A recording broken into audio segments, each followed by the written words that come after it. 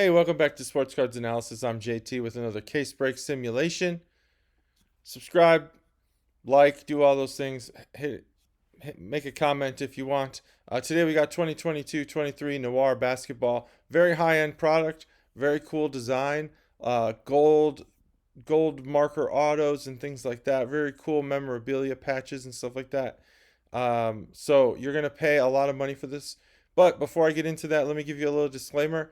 I'm just going to give you a bunch of advice. If you make a purchase based on my advice, I'm not responsible for losses. You're buying into breaks here. This is really gambling, so it's not my responsibility. All right, let's talk about this product. The cost of a case at Steel City is $9,150. That is a super high-end product. And what we want to do is when you buy into breaks, you can do one of two things. You can gamble and you can try to buy the team that's going to give you the best return, or you can buy probability, which is actually less like gambling and more like you're buying the metric. You're buying probability. So this table is going to show you how to pay for probability. So based on that $9,150 cost of the case, you want to look at which teams have the most total cards, not just unique cards, total cards. A lot of the checklists are going to give you how many unique cards there are, so how many different ones. But this is going to actually take the print runs and add them up. Since every card in this set is serial numbered because it is a high-end product, this is not an estimate, this is or some guess. This is actually how many cards. The Thunder have 6,769, and you could see from there the teams and how many cards they have. This is 1 through 10, the 10 most cards in the set. So if you wanted to pay for the probability that you get a hit, these are the prices that you should pay. This distributes the cost of the case equally for all cards. So that means that basically you're just buying the probability of a hit at $530 because it's the highest probability. It's kind of how Vegas does things. So then you would do that would be 11 through 20. Just take screenshots of this. Use this in when you make a purchase. Now I will go into, this is 21 through 30. I will go into buying into breaks based on the value of the cards. I'll do that next. But first I wanted to cover this. So that's the total number of cards. If you want to look at this by who has the most autographs, these are the teams 1 through 10 with the most autographs. I'll just do 1 through 10 for the others. If you're looking to get those memorabilia patches, these are the teams with the actually that's the most unique. These are the ones with the most based on print runs and stuff for autographs 1 through 10. This is the most memorabilia cards 1 through 10. And then there are some insert cards in here. So let's look at who has those. The Warriors, probably a lot of Steph Curry cards in that. And then parallels. There's a lot of parallels to the base set, although a lot of those are autographs. So there's less, there's only 900. It's less of a hit. And then again, the total number of cards. This is the top 10. So there you go. Now let's talk about the strength of this product and how the checklist actually looks when we look at the value of the players, the value of the autographs.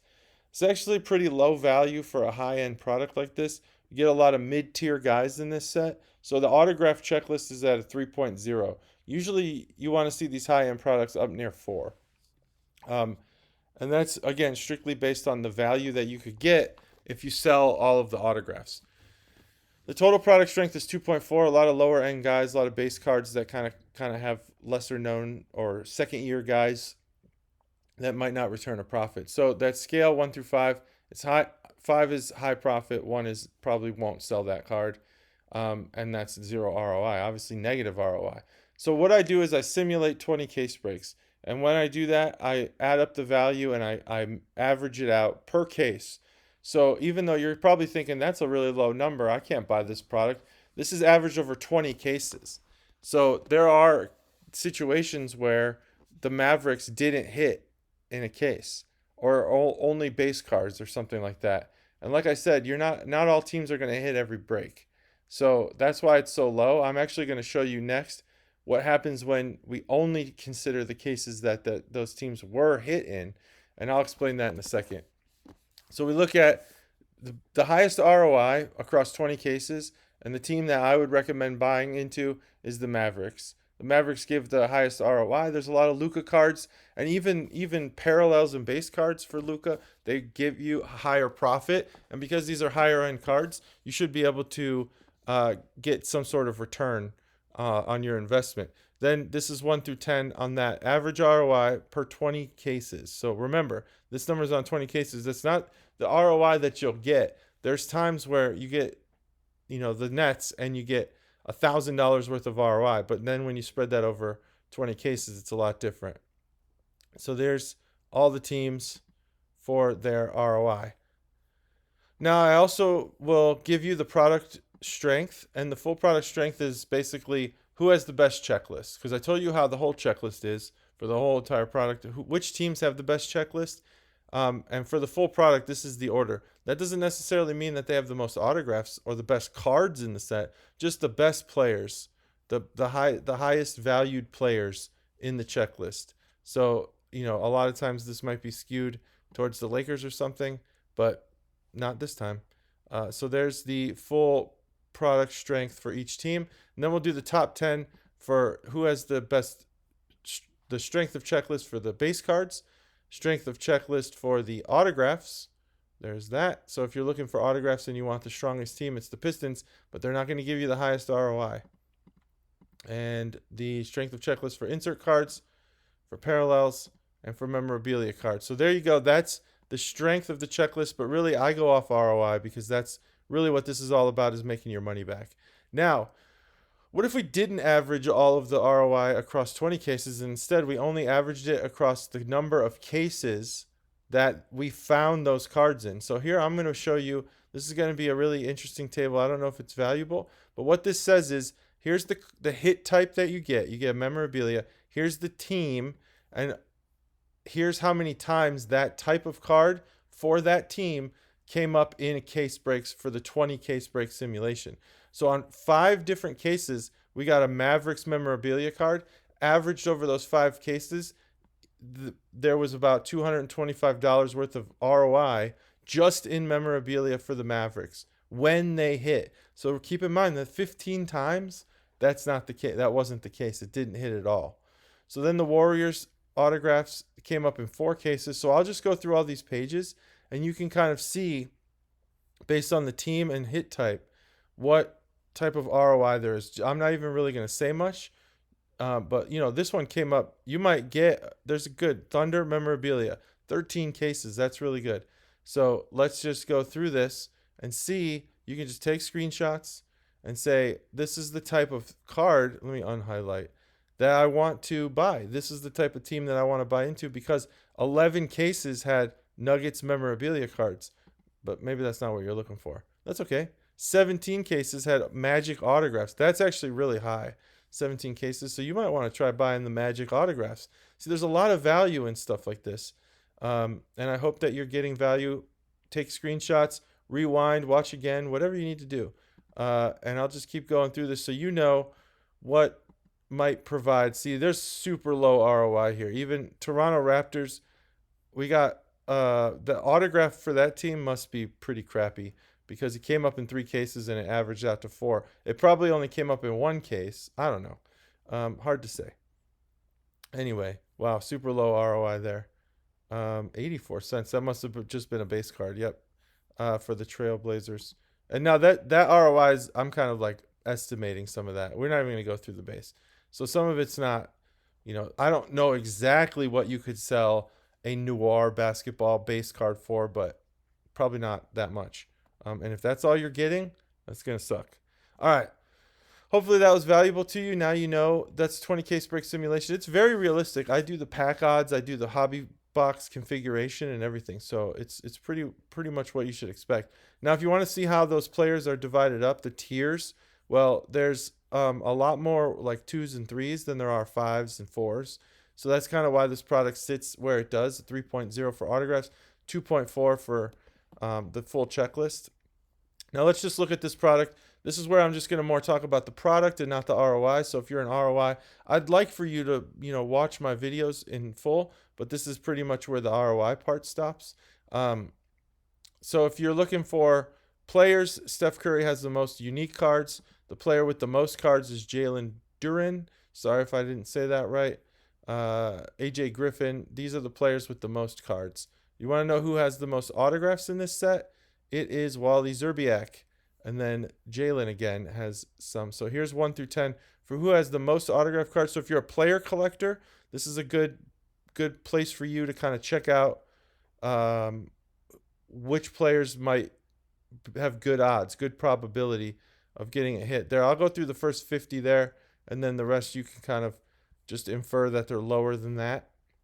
Who has the most memorabilia cards? Let's look at that. Well, Walker Kessler. Here's the top 10 for memorabilia cards. Here's the top 10 for insert cards. LeBron James. That seems right. He's got double as many as Zion Williamson. And then parallel cards, total number of parallel cards. It's going to be Pablo Banchero. And again, sorry for pronunciations. I don't watch a lot of basketball, but I do enjoy it. Okay, so this next table is going to be the number of cards for each team. So this is simply just going to tell you the distribution of cards per team. It's just like the first table, except it's all compressed and compiled here without separating by type. So the team with the most unique cards, this is what you're going to see on like Break Ninja and stuff. They're going to give you this. I'm giving you the full number of cards. So the Magic have 85, Grizzlies have 85, Heat have 82, but that doesn't mean that they have the most, because if we look at the print runs, the Thunder, Rockets, Grizzlies, Pistons have the most. So it's a lot different. So here's the top, 30 for that. Let's go to the next table. Number of cards by print run. I only really care about this first row. If you're chasing one of ones, there are 657 one of ones in this product. A lot of people like to think that one of ones are of one. There's only one of them. But that's not true. There's tons. There's thousands and thousands of one of ones out there. I would venture to say that there's probably more one of ones in the world than there are one of twos, or two of twos, or the sum of those. So yeah, keep that in mind. So there's a lot of one of ones. There's 657. Now, if you want to get a one of one, which team should you buy? Well, the Thunder, they have 37. Rockets have 32. Grizzlies have 31. There's your top 10 teams, cards out of one. Okay, one of ones, teams with one of ones. There they are, top 10. Now, the simulation results. So you want to just kind of see how this works. You want to check my work. You want to look at stuff. So this first one, it should have 40 cards, and it does, 40 cards. You see 40 rows here. That means there's 40 cards. And I simulate it based on the pack odds and all that. Anything I can get my hands on as far as, how to do the simulation. So we should have, a bunch of autographs, 16 autographs. And here's some of them. I got a Dwayne Wade, and that was print run to 15. I don't know why. 7, because I saw that out of the corner of my eye. Tony Allen, Nikola Jovic, Jaden Hardy, Larry Bird. That's cool, out of 25. John Morant. So this is kind of what you can expect, the quality from top to bottom of the autographs that you might get in one case break. And then for that case break, how were the cards distributed by team? Well, the Grizzlies offered 6 cards. And again, this is hard because there's only 40 cards in this case. But this is one case result of the teams and how many cards we got.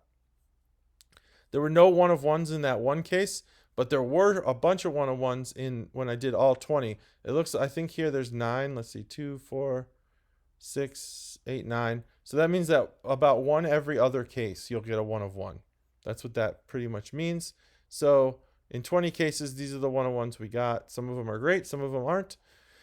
Now, if you want to look at ROI by case, because I showed you what it is on average for all 20 cases, here's how it's distributed. Sometimes, the Mavericks are the team that give you the most. Sometimes the Oklahoma is the Thunder that give you the most. It's just so hard to predict the exact team, and that's why I want to show this, because it shows you that, sometimes you could hit. Look at the Clippers didn't hit in the first 3 cases, and then the 4th case, boom, we just got tons of ROI out of it. So this is ROI by team. I know it's hard to read. This is Atlanta. It's in alphabetical order, and it ends with the Jazz. So there you go. That is, I'll just go slow. You could take screenshots and kind of figure out like which teams offered the most ROI most consistently, and which teams offered the least ROI most consistently. That's pretty much how you can make a good informed decision. If you go all in on the Memphis Grizzlies, well, look at how many times they hit. Just twice, maybe 3 times. You might be taking a pretty big risk there. So let's just go through the rest of these. That's all 20 case breaks right there.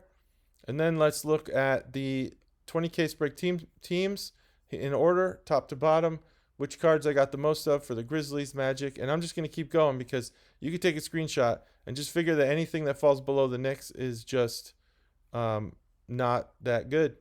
20 or less for 20 case breaks, we're talking. All right, so there's the one of ones we got for the 20 case breaks. The Pacers offered the highest probability of a one of one, even though they don't really have the highest probability of one of one. But if this information is interesting to you, use it. And then finally, by card type, this is the last table. So what in 20 cases, this is not for the full product. Remember, this is just the 20 case break simulation.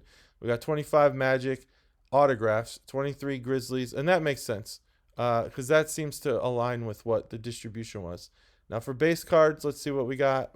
Does anyone care about base? I don't think so. Let's look at insert. So here's the insert cards we got only for these teams. So if you're looking for insert cards, obviously buy the Warriors if you're looking for insert cards. If you're looking for memorabilia, there's some awesome patches in this product. Here's the top, I don't know, 10 or 11 teams for memorabilia cards. And if you're looking for those base parallels, here they are. That's it. That's 2020, what is that, 22, 23? 2022, 23 Panini Noir basketball sports cards analysis. Thanks for watching. Be sure to subscribe, like, and comment things you might want to see. Thanks for watching. Bye.